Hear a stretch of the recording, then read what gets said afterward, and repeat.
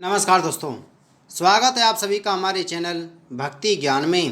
दोस्तों, आज मैं आपको श्रीमद् भागवत महापुराण की कथा का श्रवण करा रहा हूँ। आप सभी भक्तजन इस कथा को श्रद्धा पूर्वक मन लगाकर सुने। भगवान श्री कृष्ण आप सभी की मनोकामना पूर्ण करेंगे और आप सभी के कष्टों को हर लेंगे। राजा परीक्षित ने पूछा, भगवान, योग रूप वायु से प्रज्वलित हुई ज्ञान अग्नि से जिनके रागादि कर्म बीज दग्ध हो गए हैं, उन आत्माराम मुनियों को देववश यदि स्वयं ही अनिमादि सिद्धियां प्राप्त हो जाएं, तो वे उनके राग द्वेष आदि क्लेशों का कारण तो किसी प्रकार हो नहीं सकती। फिर भगवान ऋषभ ने उन्हें स्वीकार क्यों नहीं किया? श्री सुखदेव जी ने कहा, तुम्हारा कहना ठीक है, किंतु संसार में जैसे चालाक व्याध अपने पकड़े हुए मृग का विश्वास नहीं करते, उसी प्रकार बुद्धिमान लोग इस चंचल चित्त का भरोसा नहीं करते। ऐसा ही कहा भी है, इस चंचल चित्त से कभी मैत्री नहीं करनी चाहिए। इसमें विश्वास करने से ही मोहिनी रूप में फंसकर महादेव जी का चिरकाल का संचित तप क्षीण हो गया था। जैसे व्यभिचारिणी स्त्री जार पुरुषों को अवकाश देकर उनके द्वारा अपने में विश्वास करने वाले पति का वध करा देती है, उसी प्रकार जो योगी मन पर विश्वास करते हैं, उनका मन काम और उसके साथ ही क्रोध आदि शत्रुओं को आक्रमण करने का अवसर देकर उन्हें नष्ट भ्रष्ट कर देता है। काम, क्रोध, मद, लोभ, मोह और भय आदि शत्रुओं का तथा कर्म बंधन का मूल तो यह मन ही है। इस पर कोई भी बुद्धिमान कैसे विश्वास कर सकता है? इसी से भगवान ऋषभ देव यद्यपि इंद्रादि सभी लोकपालों के भी भूषण स्वरूप थे, तो भी वे जड़ पुरुषों की भांति अवधूतों के से विचित्र भेष, भाषा और आचरण से अपने ईश्वरीय प्रभाव को छिपाए रहते थे। अंत में उन्होंने योगियों को देह त्याग की विधि सिखाने के लिए अपना शरीर छोड़ना चाहा। वे अपने अंतःकरण में अभेद रूप से स्थित परमात्मा को अभिन्न रूप से देखते हुए वासनाओं की अनुवृत्ति से छूटकर लिंग देह के अभिमान से भी मुक्त होकर उपराम हो गए।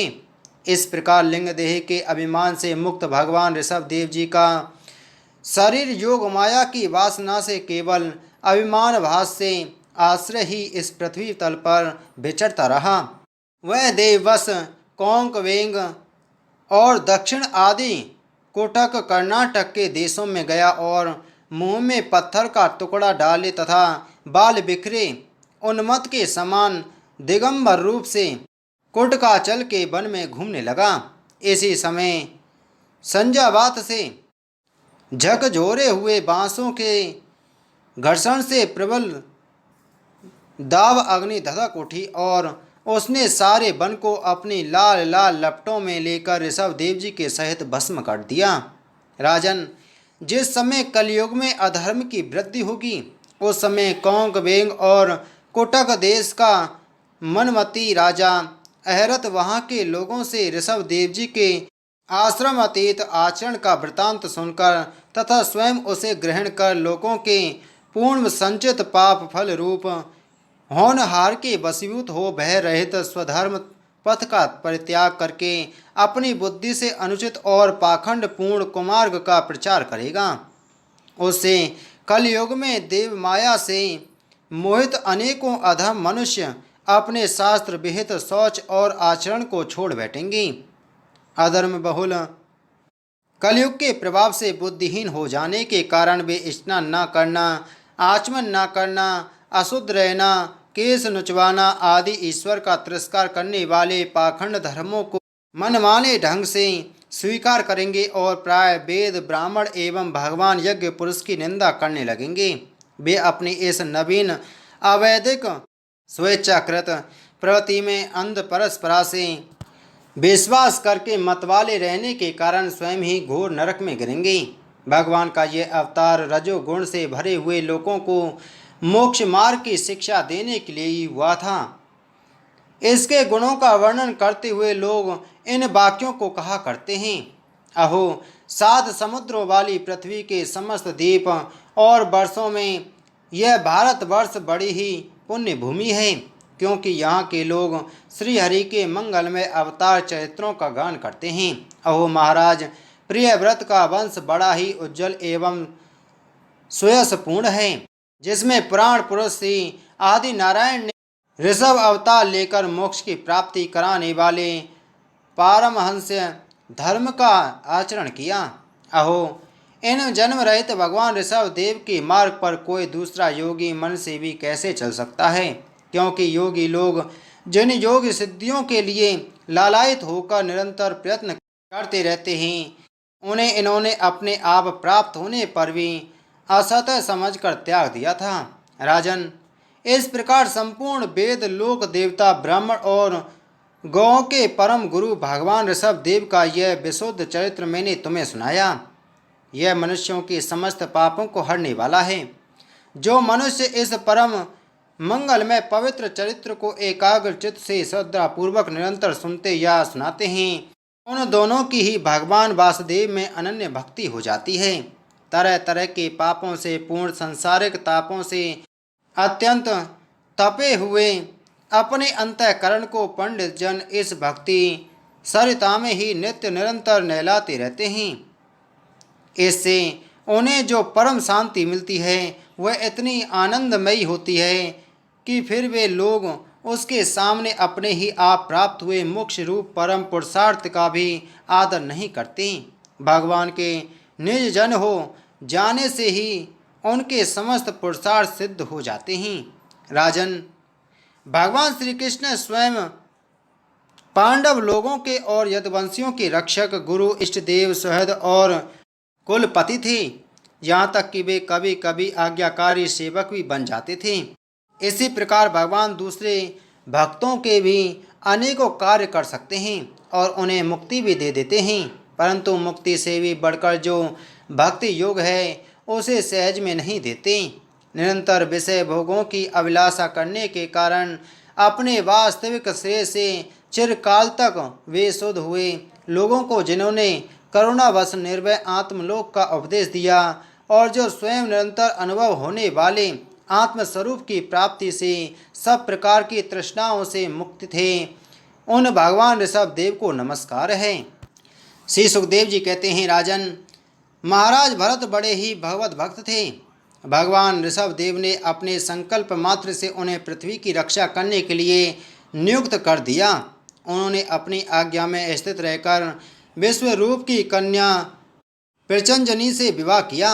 जिस प्रकार तामस अहंकार से शब्द आदि 5 भूत तन्मात्र उत्पन्न होते हैं, उसी प्रकार प्रचंजनी के गर्भ से उनके सुमति, राष्ट्रभृत, सुदर्शन, आवरण और ध्रुमकेतु नामक 5 पुत्र हुए, जो सर्वथा उन्हीं के समान थे। इस वर्ष को, जिसका नाम पहले अजनाव वर्ष था, राजा भरत के समय से ही भारतवर्ष कहते हैं। महाराज भरत बहुज्ञ थे। वे अपने अपने कर्मों में लगी हुई प्रजा का अपने बाप दादाओं के समान स्वधर्म में स्थित रहते हुए अत्यंत वात्सल्य भाव से पालन करने लगे। उन्होंने होता, अधर्व्यु, उद्गाता और ब्रह्मा, इन 4 ऋषित्वजों द्वारा कराए जाने वाले प्रकृति और विकृति दोनों प्रकार के अग्निहोत्र, दर्श, पूर्णमास, चतुर्मास, पशु और सोम आदि छोटे बड़े क्रतुओं यज्ञों से यथा समय श्रद्धा पूर्वक यज्ञ और क्रतु रूप श्री भगवान का यजन किया। इस प्रकार अंग और क्रियाओं के सहित भिन्न भिन्न यज्ञों के अनुष्ठान के समय जब अधर्व्युगण आहुति देने के लिए हवि हाथ में लेते, तो यजमान भरत उस यज्ञ कर्म से होने वाले पुण्य रूप फल को यज्ञ पुरुष भगवान वासुदेव के अर्पण कर देते थे। वस्तुतः वे परम ही इंद्र आदि समस्त देवताओं के प्रकाशक, मंत्रों के वास्तविक प्रतिपाद तथा उन देवताओं के भी नियामक होने से मुख्य कर्ता एवं प्रधान देव हैं। इस प्रकार अपनी भगवत दर्पण बुद्धि रूप कुशलता से हृदय के राग द्वेष आदि मलों का मार्जन करते हुए वे सूर्य आदि सभी यज्ञ भोक्ता देवताओं का भगवान के नेत्र आदि अवयवों के रूप से चिंतन करते थे। इस तरह कर्म की शुद्धि से उनका अंतःकरण शुद्ध हो गया। तब उन्हें अंतर्यामी रूप से विराजमान हृदय आकाश में ही अभिव्यक्त होने वाले ब्रह्म स्वरूप एवं महापुरुषों के लक्षणों से उपलक्षित भगवान वासुदेव में जो श्री वत्स कौस्तुभ वनमाला चक्र शंख और गदा आदि से शोभित तथा नारद आदि निज जनों के हृदय में चित्र के समान निश्चल भाव से स्थित रहते हैं, दिन दिन वेग पूर्वक बढ़ने वाली उत्कृष्ट भक्ति प्राप्त हुई। इस प्रकार 1 करोड़ वर्ष निकल जाने पर उन्होंने राजभोग का प्रारब्ध क्षीण हुआ जानकर अपनी भोगी हुई वंश परंपरागत संपत्ति को यथा योग पुत्रों में बांट दिया। फिर अपने सर्व संपत्ति संपन्न राजमहल से निकलकर वे पुलहाश्रम हरिहर क्षेत्र में चले आए। इस पुलह आश्रम में रहने वाले भक्तों पर भगवान का बड़ा ही वात्सल्य है। वे आज भी उनसे उनके इस रूप में मिलते रहते हैं।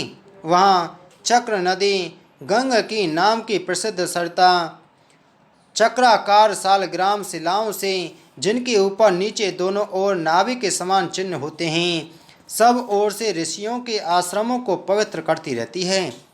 उस पुलहाश्रम के उपवन में एकांत स्थान में अकेले ही रहकर वे अनेक प्रकार के पत्र पुष्प तुलसी दल जल और कंद मूल फल आदि उपहारों से भगवान की आराधना करने लगे। इससे उनका अंतःकरण समस्त विषय अभिलाषाओं से निवृत्त होकर शांत हो गया और उन्हें परम आनंद प्राप्त हुआ। इस प्रकार जब वे नियम पूर्वक भगवान की परिचर्चा करने लगे तब उनसे प्रेम का वेग बढ़ता गया, जिससे उनका हृदय द्रवीभूत होकर शांत हो गया। आनंद के प्रबल वेग से शरीर में रोमांच होने लगा तथा उत्कंठता के कारण नेत्रों में प्रेम के आंसू उमड़ आए, जिससे उनकी दृष्टि रुक गई। अंत में जब अपने प्रियतम के अरुण चरणारविंदों के ध्यान से भक्ति योग का आविर्भाव हुआ, तब परमानंद से सराबोर हृदय रूप गंभीर सरोवर में बुद्धि के डूब जाने से उन्हें उस नियम पूर्वक की जाने वाली भगवत पूजा का भी स्मरण न रहा। इस प्रकार वे भगवत सेवा के नियम से ही तत्पर रहते थे। शरीर पर कृष्ण मृग चर्म धारण करते थे तथा त्रिकाल स्नान के कारण भीगते रहने से उनके केश भूरी भूरी घुंघराली लटों में परिणत हो गए थे, जिनमें वे बड़े ही सुहावने लगते थे। वे उदित हुए सूर्य मंडल में सूर्य संबंधिनी ऋचाओं द्वारा ज्योतिर्मय परम पुरुष भगवान नारायण की आराधना करते और इस प्रकार कहते, भगवान सूर्य का कर्म फलदायक तेज प्रकृति से परे है। उसी ने संकल्प द्वारा इस जगत की उत्पत्ति की है, फिर वही अंतर्यामी रूप से इसमें प्रविष्ट होकर अपनी चित्त शक्ति द्वारा विषय लोलुप जीवों की रक्षा करता है। हम उसी बुद्धि प्रवर्तक तेज की शरण लेते हैं। बोलो श्रीमद्भागवत महापुराण की जय। बोलो श्री कृष्ण चंद्र महाराज की जय।